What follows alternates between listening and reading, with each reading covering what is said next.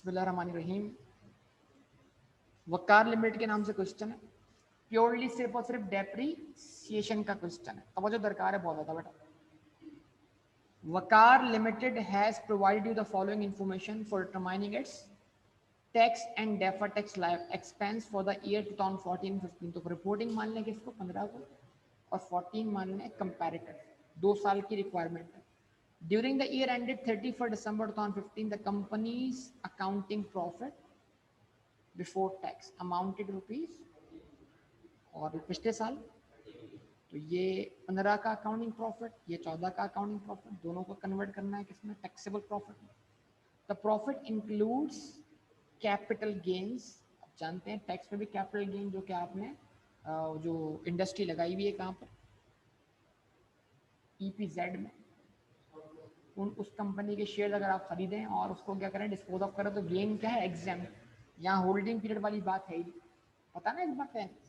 अच्छा, last year में वो गेन कितना था, 8 मिलियन। तो ये इनकम आपकी अकाउंटिंग प्रॉफिट में शामिल हुई, लेकिन टैक्स के लिहाज से ये एग्जेम्प्ट। ये भी परमानेंट डिफरेंस है, मतलब अगर आज ये लेस होगी तो फिर फ्यूचर में कभी ऐड नहीं। तो ख्याल रखिएगा बेटा, परमानेंट डिफरेंस अगर एक्सपेंस है तो उस पर टैक्स रेट लगाकर उसको रिकंसाइल करते वक्त क्या करना है, ऐड करना है। और अगर परमानेंट डिफरेंस अगर क्या है, इनकम है, तो उसको रिकंसाइल करते वक्त उसका टैक्स इफेक्ट क्या करना होता है, को लेस करना होता है। क्योंकि अकाउंटिंग प्रॉफिट जब लगाओगे रेट तो उसमें शामिल है, उस पर टैक्स लग जाएगा। ये मैं बात दोबारा भी आपके सामने रखूंगा बार बार। The accounting written down values of the fix asset at 31 December were as follows. Machinery cost कितनी, 200 मिलियन। अक्यूमुलेशन कितनी, अकाउंटिंग WDV कितनी, फर्नीचर कॉस्ट कितनी, अक्यूमुलेशन कितनी, और WDV कितनी, 40 मिलियन। नो एडिशंस और disposal of fix assets were made in the year 14 and 15। जिंदगी आसान करते, सिर्फ क्या करना है, 14 की और 15 की डेप्शन चार्ज करके WDVs निकालते रहना है हर साल के and. Machinery was acquired on 1st January 2013, being and is being depreciated on straight line basis over its estimated useful life of 80 years. 200 divide by 8 करें तो इसका मतलब क्या है, यानी ये 2013 में ही क्या हुई, खरीदी गई, और 2013 की सिर्फ 1 साल की डेप्शन क्या हुई है, चार्ज हुई हुई है, और 2013 के एंड पे क्या मिलेगा, WDV। अगले साल फिर डेप्शन चार्ज करेंगे कितने से आप, 25।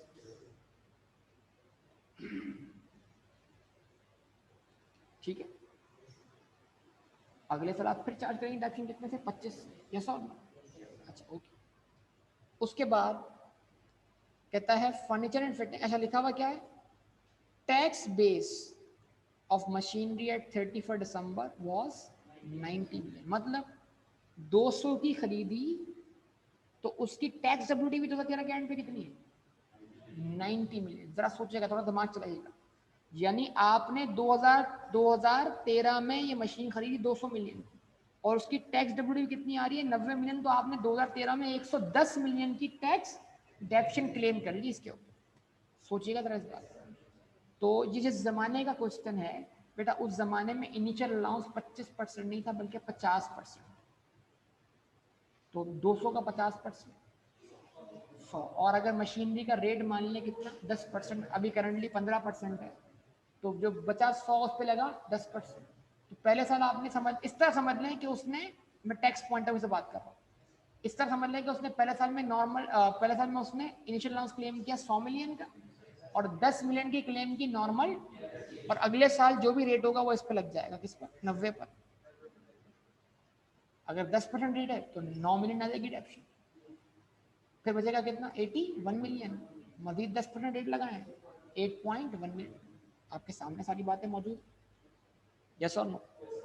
अच्छा, यहाँ तक तो मसला। Furniture and fitting are also depreciated on straight line basis at the rate of 10% per annum। तो जरा गौर करें, 50 मिलियन का 10%, मैं आप सबसे बात कर रहा हूँ, 50 मिलियन का 10%, और अगर अक्यूमुलेशन का बैलेंस कितना है 10 है, तो अब तक आप 5 जैसी 2 डेप्शन चार्ज कर चुके, तो आपने कब खरीदा इसको 2012 में, और 13 के एंड तक के कितने साल मुकम्मल हुए 2 साल। समझे है बात या नहीं?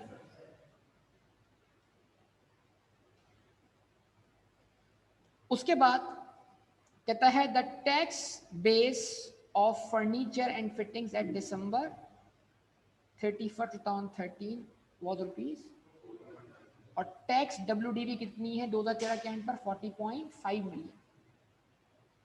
क्या मतलब इस बात कि अगर फर्नीचर फिटिंग पे हम जानते हैं लॉ में इनिशियल अलाउंस क्लेम करना अलाउ नहीं है, तो अगर इसका भी रेट हम कितना मान लें 10%, अभी वो आगे आ रहा है लेकिन मान लें 50 का 10%, 5 बचा कितना 45, 45 10% 4.5, 5 और 4.5 9.5, 50 माइनस 9.5।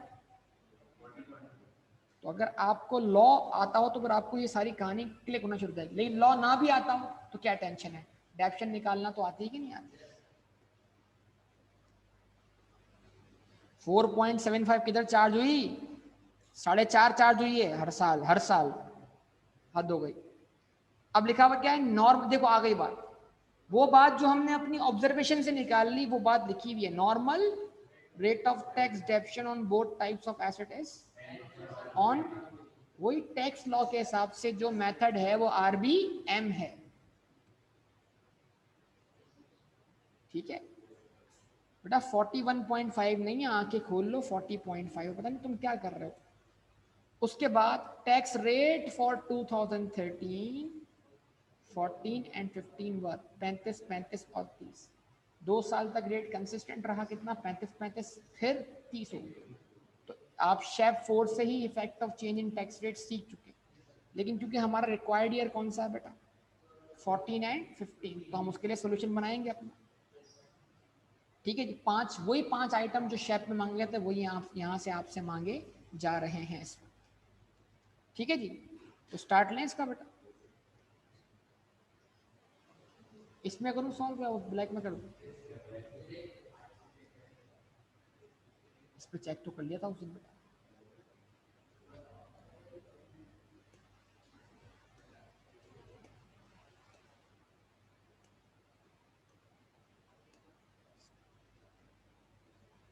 नए वाले बोर्ड पर ये कौन है, ये हाजिक चल रहा था। अच्छा मित्रों बोला इतना एक्टिव कौन चल रहा है जवाब देने में, पता लगा हाजिक भाई एक्टिव बैठे, क्या बात है। बोला ऑनलाइन पे मुझे जवाब ही नहीं मिलता। हाँ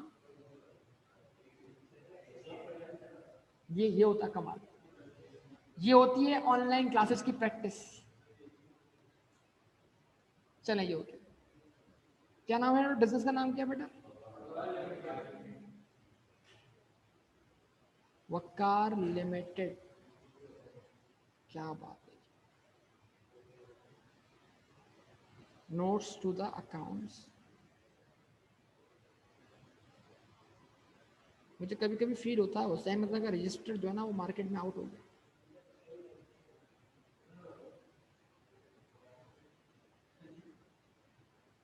वो बुखार नहीं दे,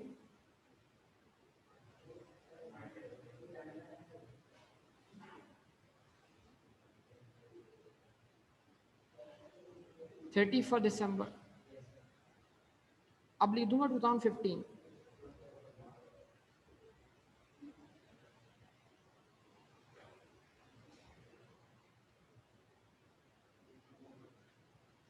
टैक्सेशन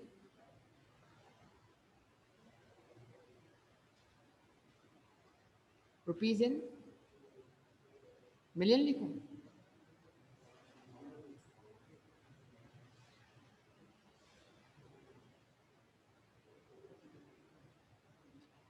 टू 2015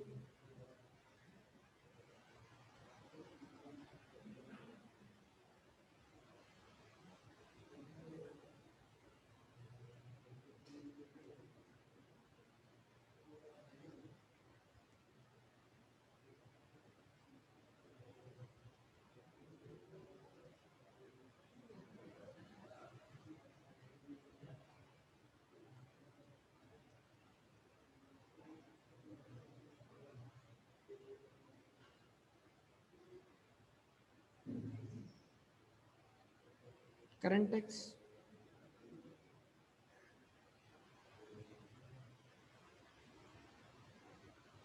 डेफर्ड टैक्स। आप जानते हैं एक साल में टैक्स रेट क्या हो रहा है, चेंज हो रहा है।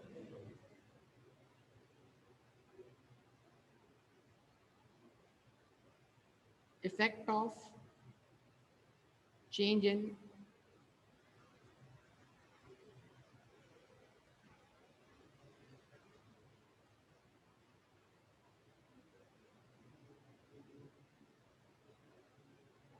Tax rates on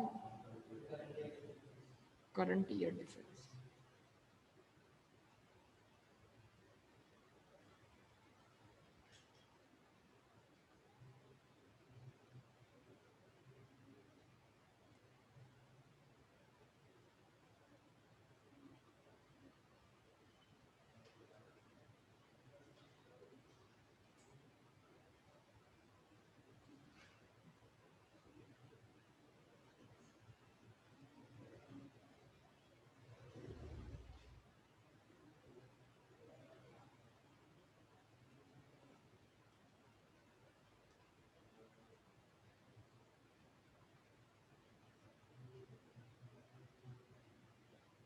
twelve point one,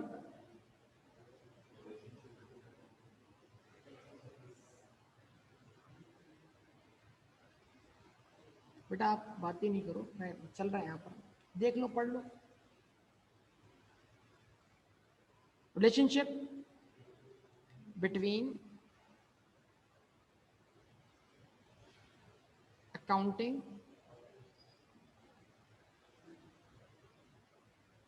profits and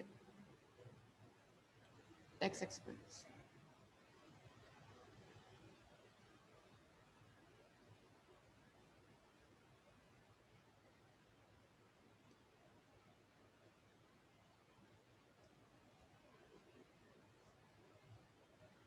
अच्छा जी, अकाउंटिंग प्रॉफिट, कोई बता दे रहा क्वेश्चन देखकर। अकाउंटिंग प्रॉफिट आपके सामने है, करंट ईयर का 40, प्रायर ईयर का 30, मतलब पिछले साल। यहाँ लिखा आपने 40, यहाँ लिखा आपने 30।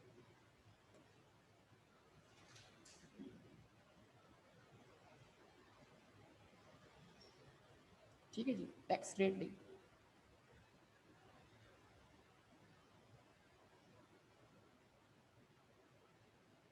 35% and what?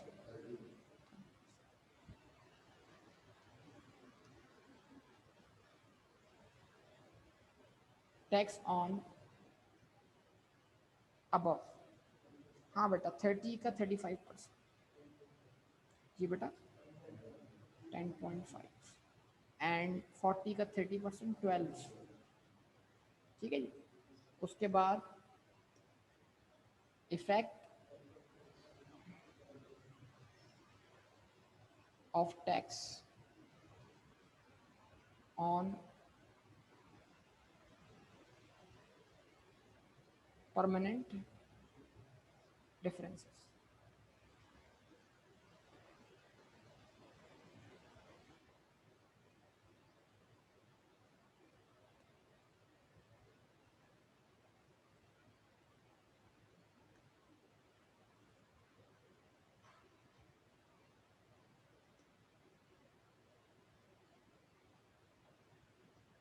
exempt इनकम, और उसके बाद effect of change in tax rate.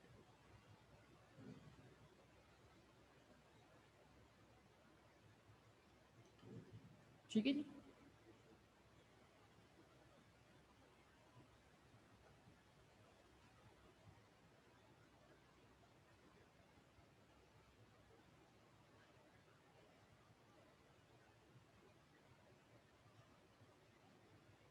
उसके बाद 12.2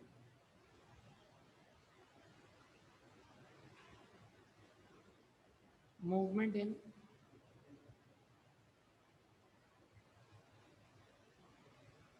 deferred tax.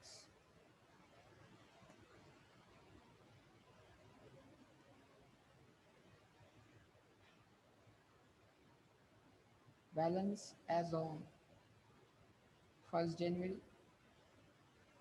Effect of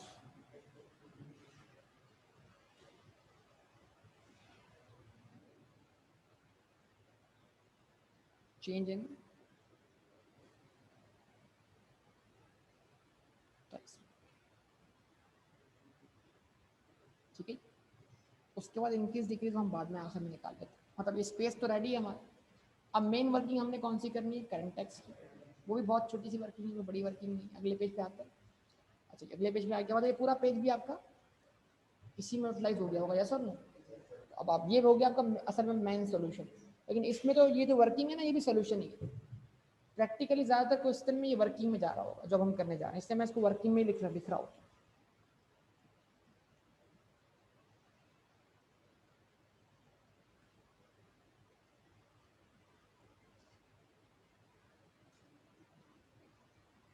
working number 1,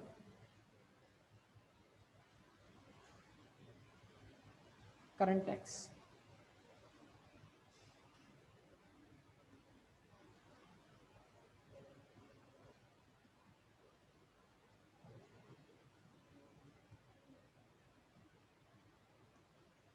हाँ बेटा, क्या हो गया, छोड़ दो किताब को, क्या कर रहे हो। अकाउंटिंग प्रॉफिट,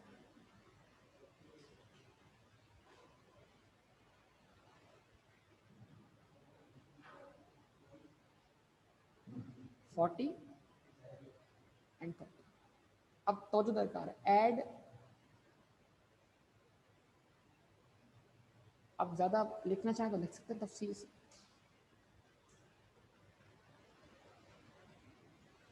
ऐड और लेस इन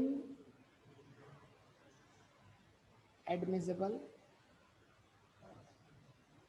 expenses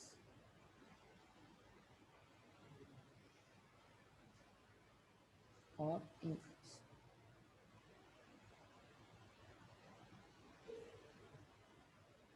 ठीक है जी,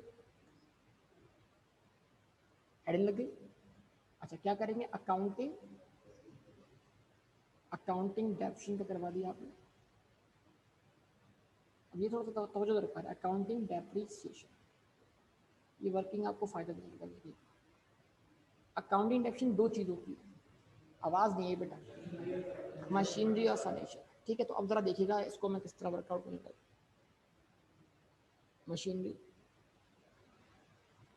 मशीनरी की तो पर ईयर कांस्टेंट डेप्शन, मसला ही नहीं। 200 डिवाइड बाय 8 करवा दिया। यहाँ भी 25 साल, यहाँ भी 25 साल। लेकिन फर्नीचर का इशू है। फर्नीचर पे आपने अकाउंटिंग में स्टेट लाइन चार्ज की मेरे पास, और वो फर्नीचर की कॉस्ट क्या है, 50 है। 50 डिवाइडेड बाय 10, 5 आ गए, 5 आ गए। जवाब देना। अच्छा, उसके बाद एग्जेम्प्ट इनकम।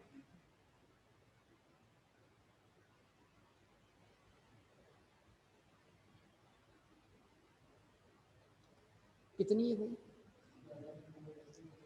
10 और 8।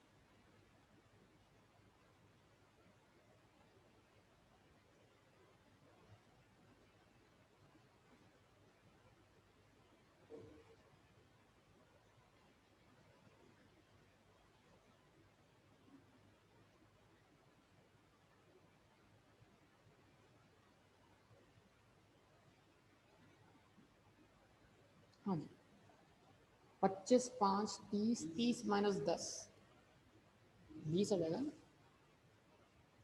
आपकी जवाब ही नहीं मिल रहा। ठीक है जी, तो जवाब दीजिए प्लीज। अच्छा जी, लेस और एडमिसिबल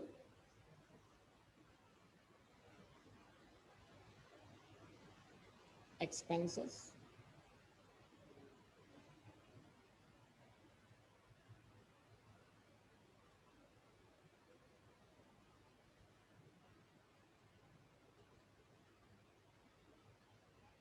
क्या लेस करवाएंगे बेटा, टैक्स।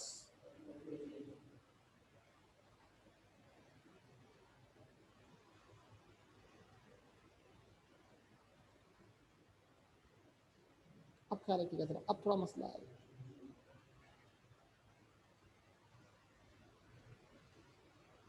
और अच्छा,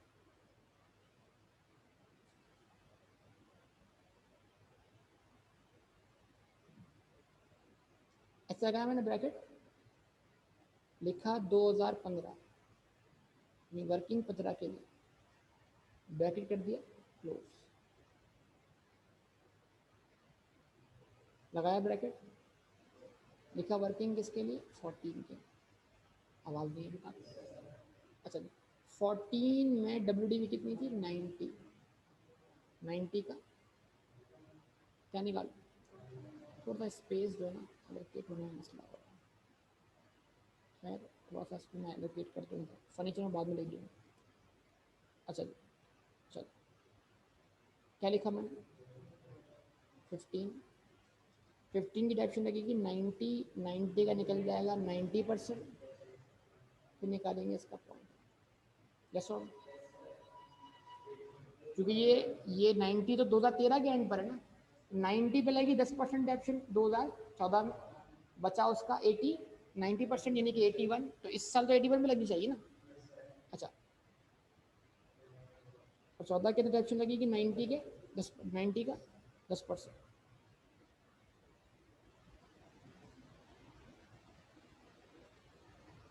क्या कहते हैं आप, यहाँ आंसर आएगा 9, यहाँ आंसर आएगा बेटा 8.1, पक्का। फर्नीचर,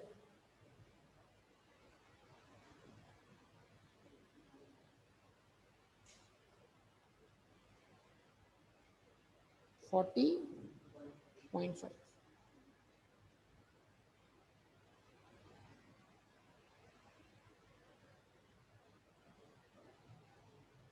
सवाल में SLM लिखा था, ये तो RBM हो गया बेटा। सवाल में अकाउंटिंग में लिखा था SLM, लेकिन टैक्स में तो लिखा हुआ है ना RBM। आप पता नहीं कहाँ पर हो बेटा, छत पे बैठ के क्लास हो ले रहे, घर से बारिश शुरू हो गई क्या, क्या लिखा हुआ है भाई, normal rate of tax depreciation on both types of asset is 10% on written down value. सवाल पढ़ लेना चाहिए, सवाल को पढ़े बगैर जो है वो सॉल्व करने से नुकसान होता है।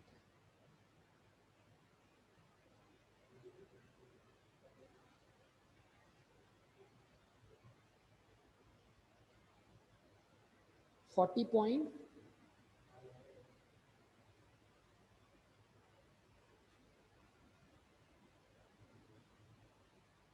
हाँ बेटा बोलिए, 3.64, 4.05, चलिए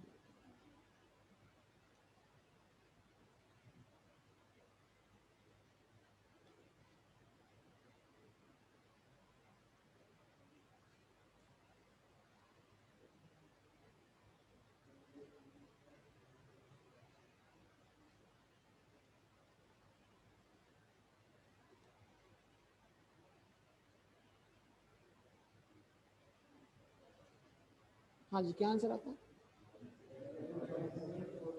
11.745,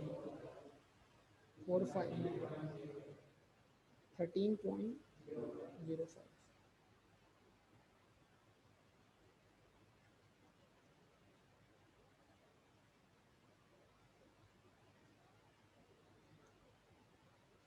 हाँ जी टैक्स से बोलेंगे।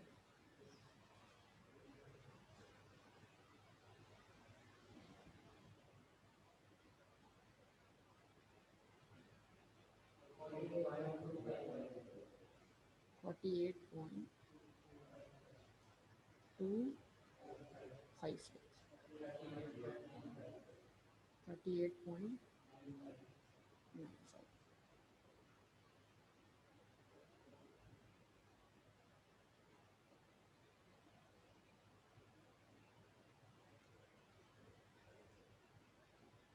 अच्छा जी, अब टैक्स रेट लिखना पड़ेगा यहाँ। तो दोनों साल का रेट, टैक्स रेट क्या है, अलग अलग है, 30%। भाई सही निकालिए सब लोगों ने टैक्सेबल इनकम। आवाज नहीं आ रही। टैक्सेबल प्रॉफिट, टैक्सेबल इनकम, बात एक ही है ना बेटा। चलिए बताइए।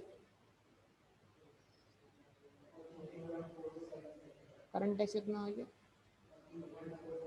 14.47। यार जब मैंने राउंडिंग नहीं की तो आप क्यों करवा रहे राउंड? तो ऊपर राउंडिंग नहीं हुई तो देखो आंसर में गड़बड़ हो जाएगी ना। क्या यहाँ राउंडिंग हुई? बट यहाँ भी राउंडिंग ना करें। हाँ 14 पॉइंट, इस आंसर का इसका निकालो ना, 476। ठीक है जी। राउंडिंग करनी है तो इसको 14.48 कर दीजिए आप लोग, ऊपर वाले को फिर आप 3.64 में। ठीक है बेटा। 38.95 का कैलकुलेट कर लेना। 13.6325।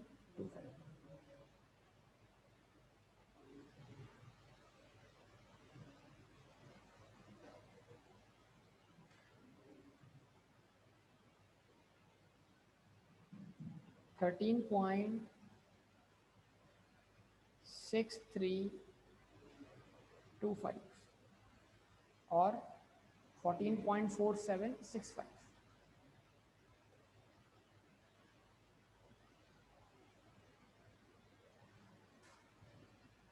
ठीक है बेटा। यस और नो बेटा? पक्का? सोच लो। सही है।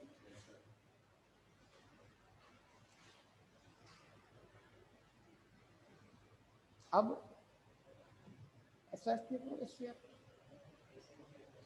टी एग्रीमेंट में वेरीफाई कर लें, क्या ख्याल? हाँ करंट टैक्स की ओर। Working number 2, deferred tax.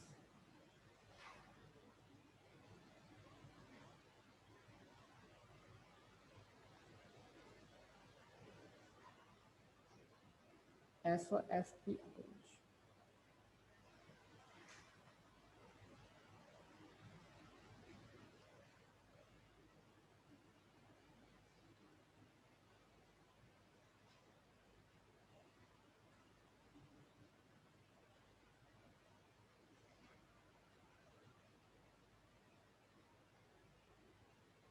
Description.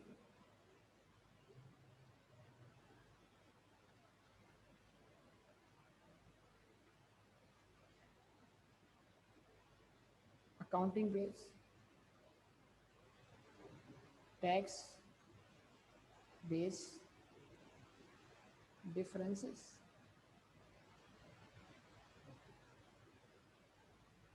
and what?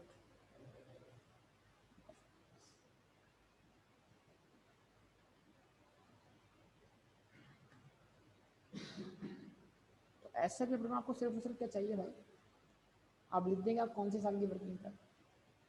आप सबसे पहले करें 2013 की वर्किंग। इससे मिलेगा आपको डेफर्ड टैक्स का ओपनिंग बैलेंस। लिखा आपने यहाँ पर मशीनरी, यहाँ लिखा आपने फर्नीचर। बताओ भाई बताओ। 175 इसकी WD, 90 इसकी WD तो पॉजिटिव लिखूंगा ना मैं यहाँ पर। डिफरेंस क्या आता है?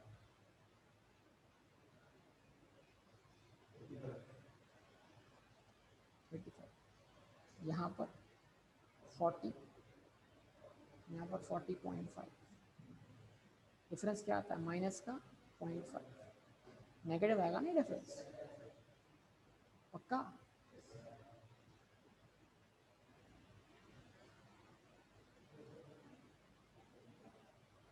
WDV as on 31st December 2013 कितना बेटा? और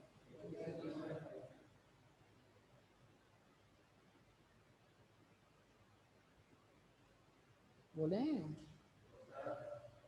डिफरेंस इसका 35%, 29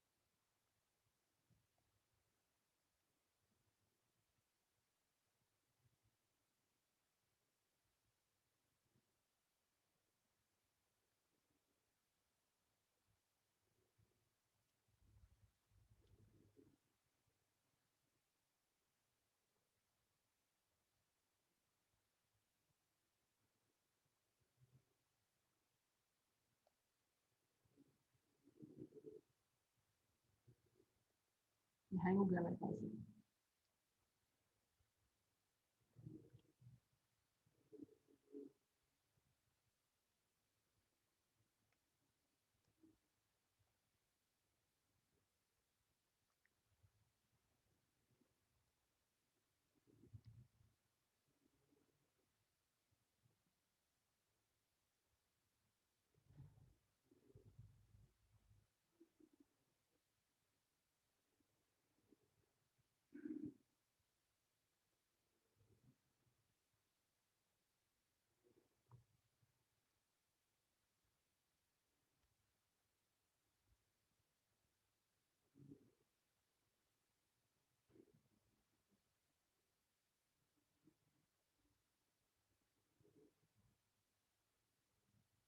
हाँ बेटा डिफरेंस क्या है बताइए, आप सही हो?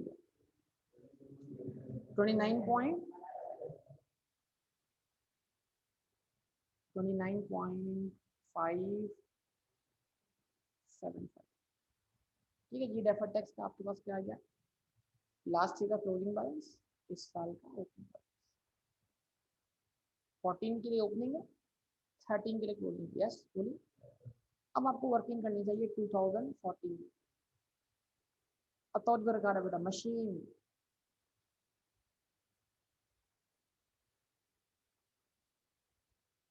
अब आप वर्किंग कर रहे हैं किसके लिए? 14 के लिए।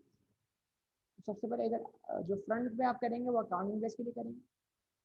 आपके पास WDV कितनी, अकाउंटिंग में WDV कितनी है? 175। इसकी लाइफ कितनी थी? 8 साल। 8 में से 1 साल गुजर चुका 2013 में। ये 175 कितने साल के बराबर है? 8 साल के बराबर था, 1 साल गुजर गया, अभी 9 साल के बराबर। ये खुद बराबर है किसके? 700। अगर मैं इसको मल्टीप्लाई बाय 6 डिवाइड बाय 7 कर दूं, क्या मुझे डायरेक्ट WDV नहीं मिल जाएगी? कितनी? भाई ये वाली बात समझ में आ रही है? इसको डिवाइड बाय 7 किया तो इसके 7 हिस्से बन गए।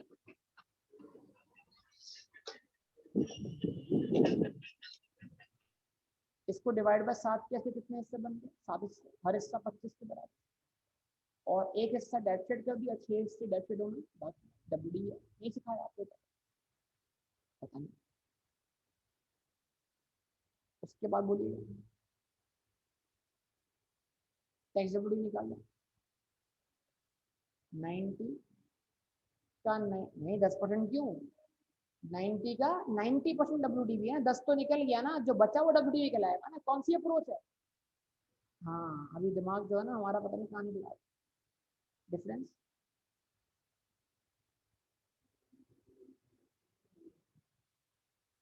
हमने किताब वाला मेथड फॉलो,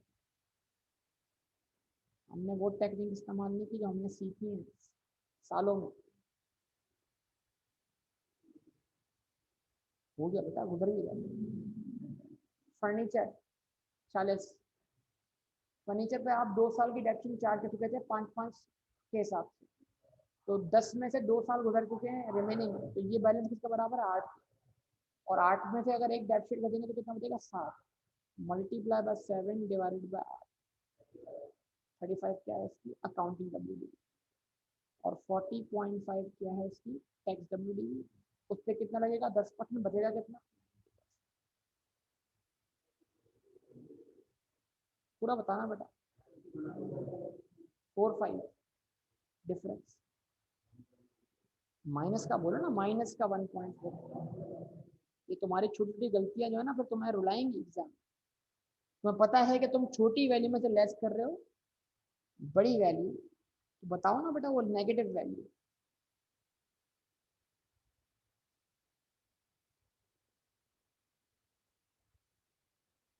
अब ये मैंने ये गैप छोड़ दिया, क्यों छोड़ा देखिएगा,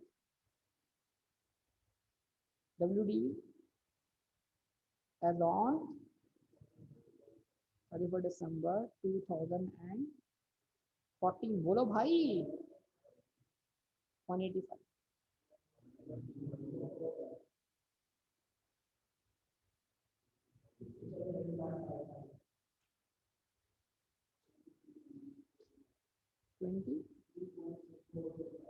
23 ये क्या है, डेफर्ड टैक्स लायबिलिटी का क्लोजिंग बैलेंस, ये क्या था ओपनिंग बैलेंस, लेस करें इसमें से ओपनिंग बैलेंस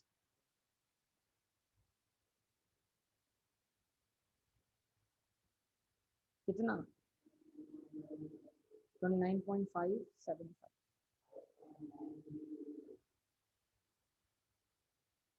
5.9,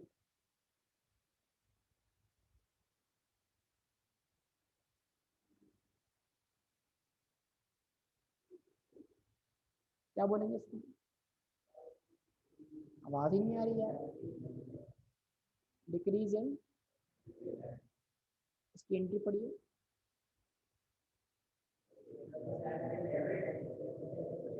एक्सपेंस में इजाफा हो कमी आई, ठीक है बेटा। अब कौन सा ईयर, 15, मशीनरी, आवाज ही नहीं आ रही बेटा, बैलेंस उठाया कौन सा 150, ये उठा सकता हूँ फर्क नहीं, मुझे जान मुझे पता है ये पर ईयर डेप्थ कितनी 25, लेकिन बैलेंस उठाया 150, 150 कितने साल के बराबर,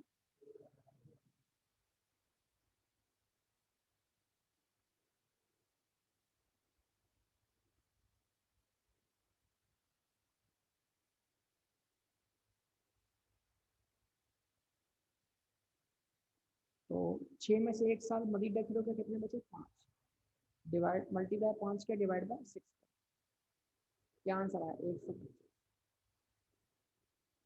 टैक्स के यहाँ से क्या बचेगा आपके पास 81, 81 उठा लिया, 81 का 10% निकल गया, क्या बचा उसका भी 91, आवाज ही नहीं आपने, कितना 70, यार कर लें कैलकुलेट, 72 पॉइंट डिफरेंस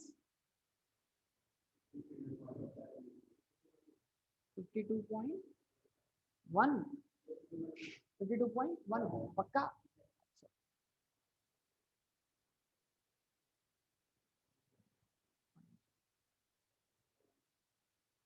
ठीक है बेटा। 35 कितने सालों के बराबर? 7 सालों के बराबर। अब बचे कितने साल? 6 साल। क्या आंसर बचेगा? और 36.45 इस पे लगा, मजीद 10% बचा, इसका भी कितना? 90। 32 पॉइंट नेगेटिव 2 पॉइंट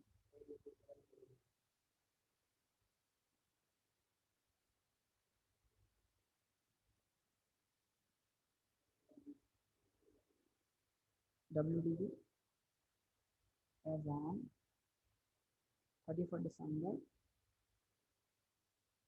कितना बेटा? कोई 125 बोला था। 10 डिफरेंस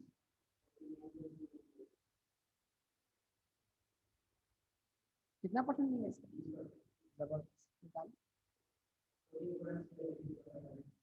14.788 ओपनिंग बैलेंस रिवाइज होने के बाद ओपनिंग बैलेंस को लाना है पहले किस पर? डिवाइड करना है 35 से, लाना है 30 पर।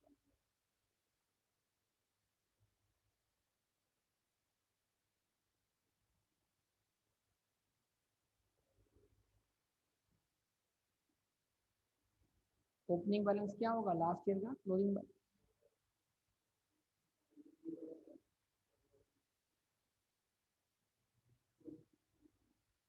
23.6425 ये बराबर है 35 के। बना लें इसको 30 पर, मल्टीप्लाई 30 कर दें, डिवाइड बाय 35 कर ना बेटा।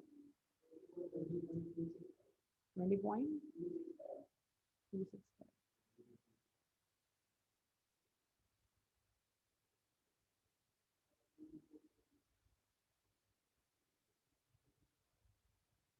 डिक्रीज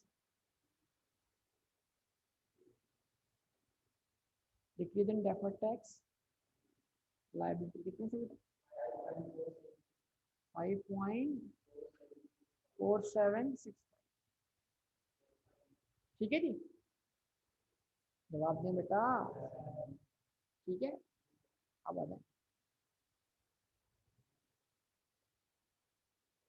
यहाँ बताइए। इस करंट इधर कोई डिफरेंस इफेक्ट नहीं, करंट डे के डिफरेंस बताइए। 2014 का क्या आंसर आया था? 5.9325 नेगेटिव इम्पैक्ट आ गया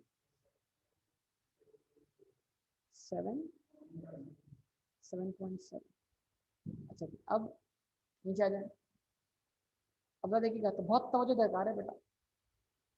ऊपर हमने जिस जिस इनकम पर करंट टैक्स कैलकुलेट किया उसमें एग्जाम इनकम शामिल नहीं है, लेकिन जिस 30 पर हम इस 30 पर हम लगा रहे हैं 35% इसमें एग्जाम इनकम पर भी क्या लग रहा है? टैक्स। मतलब इस 10.5 में एग्जाम इनकम पर टैक्स लग गया ना, उसका इफेक्ट खत्म करना। अच्छा, एग्जाम इनकम 2015 में अलग है, 2015 में कितनी है? 10 है। यहाँ लेंगे आप 10 का 30% और बराबर में लेंगे आप 10 का, सॉरी 8 का 35%।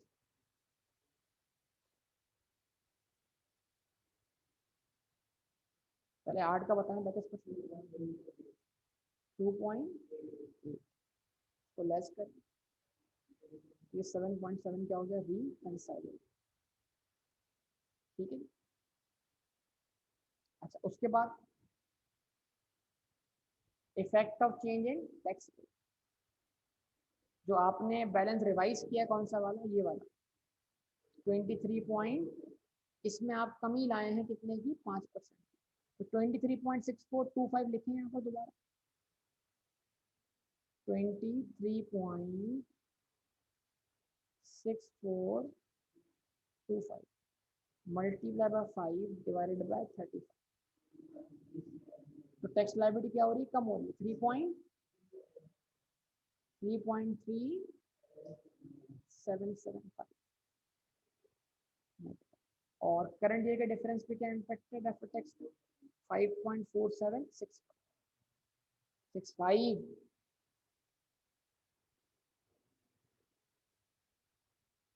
राउंडिंग कैसी, राउंडिंग 6 पे हो जाएगी, 6 के बाद राउंडिंग कैसे होगी, 5.4765 है ना, क्या बचा 5.622। अच्छा अब 10 मिलियन का 30% कितना बना, वो लेस करवा दो। और टैक्स लायबिलिटी आपकी और कम हो जाएगी 3.3775। Effect of change in tax 3.3775, इसको भी लेस करवा दो 5.6225। ये रिकंसाइल होगी। भाई आप जवाब दे दिया करें बराबर मेरे पास। अच्छा जी, अब 2013 का क्लोजिंग बैलेंस 29.575 था, और वही 14 का क्या बनेगा, हिसाब में 29.575। इधर कोई टैक्स रेट का effect, decrease in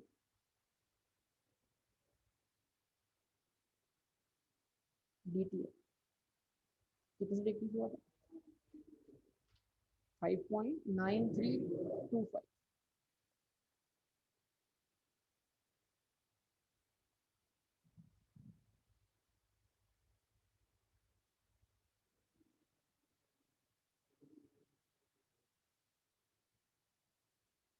twenty three point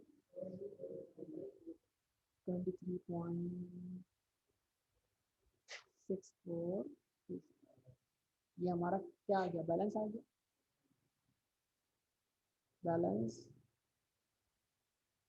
as on 31 दिसंबर। जो हमारा एस आर पी आंसर आता है वो क्या होता है, क्लोजिंग बैलेंस आता है। देखना जरा एस आर पी अप्रूव से आंसर जो आ रहा है, ये आ रहा है 23.6425। अच्छा फिर उसके बाद 23.6425 को ओपनिंग बनाना है, तो आपने कहा 23.6425 opening, effect of change in tax rate 3.3775 minus 5 बेटा 20 आएगा ना, 20.265 20.265। ये क्या है आपका रिवाइज बैलेंस, इसमें डिक्रीज में कितने से आया, बोलो भाई 5.4765।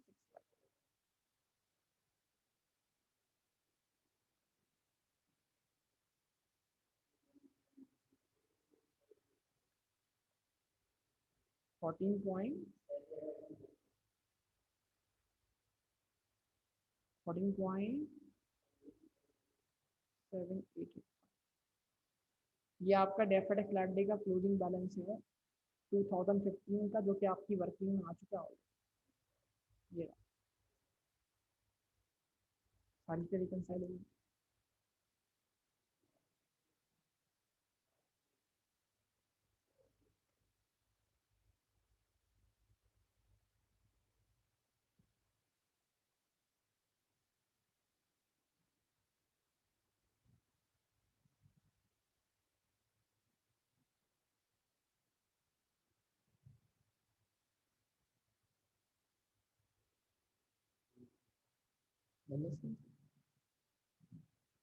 हार्दिक को बोल आ जाएगा ना, हार्दिक बेटा स्क्रीनशॉट लेके भेज दो सबको।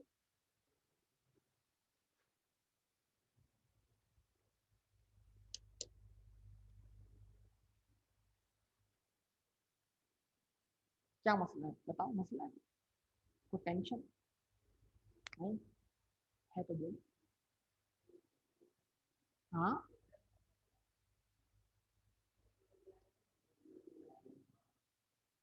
जूम आउट कर दूं जूम इन कर दूं, क्या बोलना चाह रहे हो भाई? ये जूम आउट होगा पूरा सवाल एक स्क्रीन पर, अच्छा वो जूम आउट ही होगा ये आगे।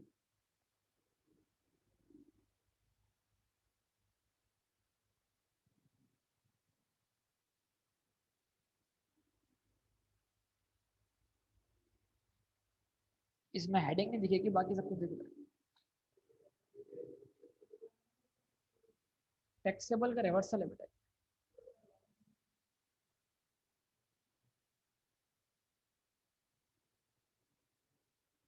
वो सिखाएंगे इनको यार, तुम क्यों टेंशन ले रहे हो यार तुम।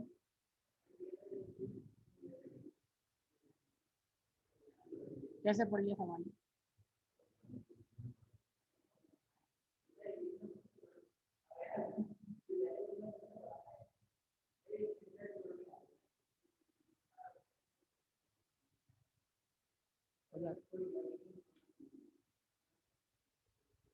जब एक चीज क्रिएट ही नहीं हुई आपका, आप इसका उस तरफ माइंड लेके नहीं गया तो आप जबरदस्ती की ये पढ़ाएंगे आप।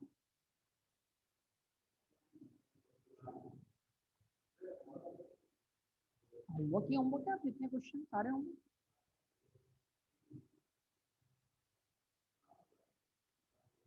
नाम में क्या रखा है यार? शाकिर।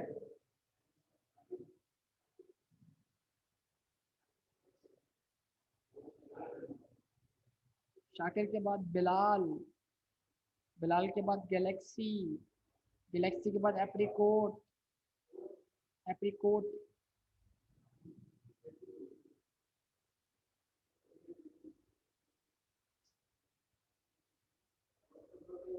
वो भी है बेटा आपको दिखने का।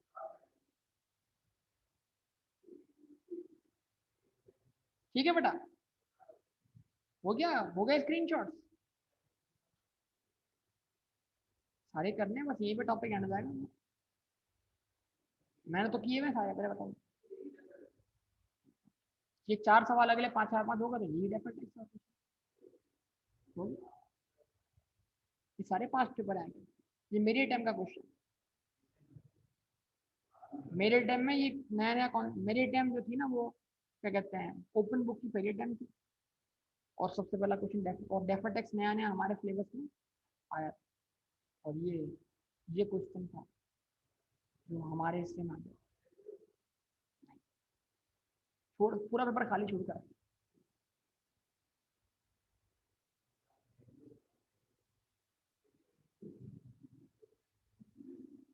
क्या करो यार, मैं भी तो स्टूडेंट था ना। 2008 की अटेम्प्ट है, मार्च की, स्प्रिंग 2008 की अटेम्प्ट है।